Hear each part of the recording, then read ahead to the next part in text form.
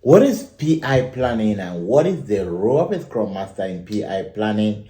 That is what we're going to be covering in lesson 3 of SAFe Scrum Training Certification. We're having a session next week, and then feel free to kind of send me a text to understand what's going to be the schedule and if you want to be SAFe Scrum Master certified. Today I'm going to give you an idea of what lesson 3 is all about. What are some of the stuff we teach in lesson 3? And the reason I'm kind of taking the time to give you this high level overview, because it's going to help you to kind of understand how is it different from a Scrum and what value is it going to add if I'm already Scrum certified and I need to take the SAFe Scrum Master Certification. All right, in lesson 3 we kind of covered about 5 different subtopics. The first is preparing to experience the PI planning. How do you prepare to experience the PI planning? The second is how do we create and review a PI plan? When we talk about PI, simply means program increment. Right. Now, why do we call it program increment? Remember, we only executing part of the program. It's an increment. It's part. That's why it's called PI planning. Right. So now you know the reason why we say PI planning, right? Lesson 3, we're going to talk about finalizing and estimating business value in PI. Not section 3, not lesson 3.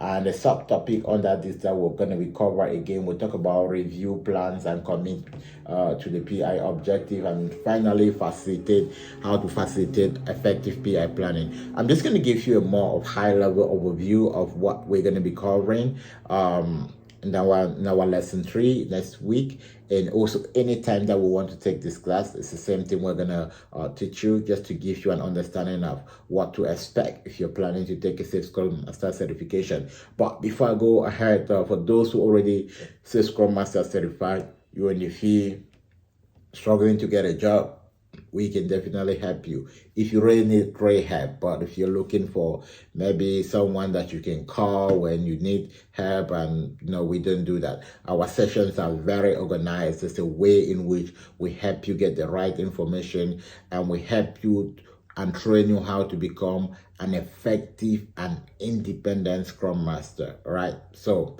Scrum Master is effective because they know what to do. It's not because every minute they need to call and ask something and all that stuff. That's what a lot of people want, but that's what we don't. But not to really go deviate from what we're going to be talking about today. I want to talk about PI planning. So PI planning is a 2-day event. And a 2-day event, the Agile Release Train come together to plan the work that they're going to do for that PI circle. Now, there are 2 circles in the SAFe environment. We have the PI circle, and then we have the iteration circle. The PI circle is recommended to be between 8 to 12 weeks. And the standard is about 10 weeks, which is 5 iteration. If you're in a Scrum environment, you're going to say 5 sprints, right? Now, in the PI planning, the team is actually breaking futures into story and planning how they're going to execute for the next 8 to 12 weeks, and not only planning that, and visualizing what are the risks that are engaged and what are going to be the dependencies that are going to cut across all the different areas we're going to be working on. And remember, I just said that a SAFe environment, we have about 5 to 12 teams that are working together. Now, in reality, this might be a bit different. Some companies say, oh, we practice SAFe, but they don't even have up to maybe 5 teams. And some companies say, oh, we practice Scrum, but they're not still really practicing Scrum. So I always kind of tell my students, the theory only help you to understand the anti-pattern that goes on in the practical. If we don't get it straight, when you get into a practical environment, you will not be able to help the team grow because you don't even know what it should be. So we stay with the standard when we're teaching the Scrum Guide, when we're teaching based on the value of SAFe, because we want you to understand what it should be. Now, in practice, it's a whole different ballgame. And which is why sometimes you might study back-to-back your Scrum Guide, your SAFe, and you go for an interview. It's like, I don't know why I can get it. The reason you can get it is because you don't understand that theory and practical are 2 different stuff. There's a whole lot of customization. All right. Now, What do you need to know before you ever get into any PI environment? The first thing you need to know that in a PI setting, we are working on futures. And there are protocols that for everyone. I said, look, if you want to understand PI planning, you need to be able to understand the agenda, what is happening at what time. Now, first we have the executive briefing, then you have the product management comes in and gives you the product vision, then you have the architectural comes in and gives you architectural design, then the release train engineer come in and set the stage for team to go into breakout room sessions, and then after breakout room session, the team roll back what they have planned to management review it in the evening. The next day the management come back with their feedback, and when the management come back with their feedback, now the team go back again and replan and kind of replan based on the feedback of the management. While they are planning, they're also collaborating with business, and business are putting in the business value. The team is also identifying risks. The team is also having scrum meeting within the entire period, and the team is also making sure that they are collaborating with different teams for dependency. And at the end of the program, at the end of the planning, the team have a whole list of risks they have written, and we have to roam the risks and then a bit faster, right? But that's the way we flow. When you understand it, you understand why you can flow at any time, at anywhere. It's about understanding, and understanding is very, very important.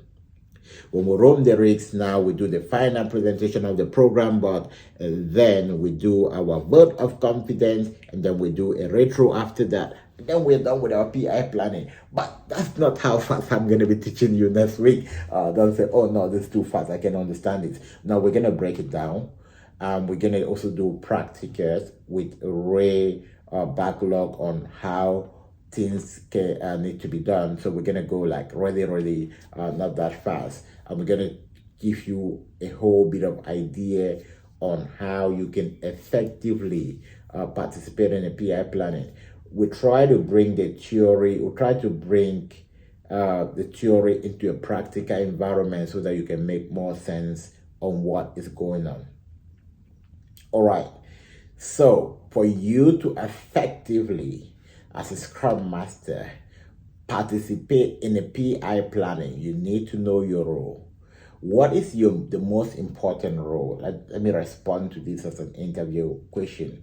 What's your most important role in the PI environment? As a Scrum Master, your role is before the event. You are kind of liaising with the RTE to figure out what your team is going to be working on, and so that you have an idea and you can start already preparing your team towards the event. During the event, you want to double check with the registrar engineer. That's what we call the first Scrum or Scrum, which is more like a check out to make sure that, oh, do you have anything in place? Your team members are okay. You need to make sure that you're planning your capacity before the sprint. Capacity planning simply means you're looking across the PI cycle, and you want to know which of your team member will be available, they're full time, what time are they willing to come in during the PI cycle. And you also need to make sure you're facilitating the work of the team during breakout room session, and you're protecting your team from so many questions from people that are just bumping in and out of the room,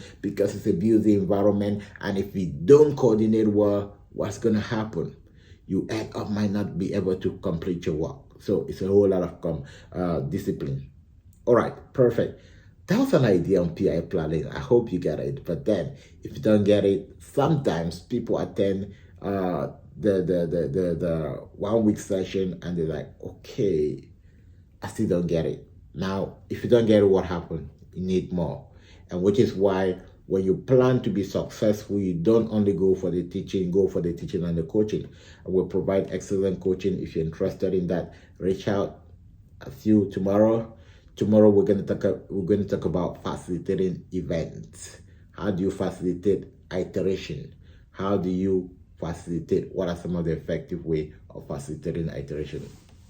I'll see you tomorrow. Remember, this week we're dedicated to SAFe Scrum, and every day we're dropping a video. So don't miss it.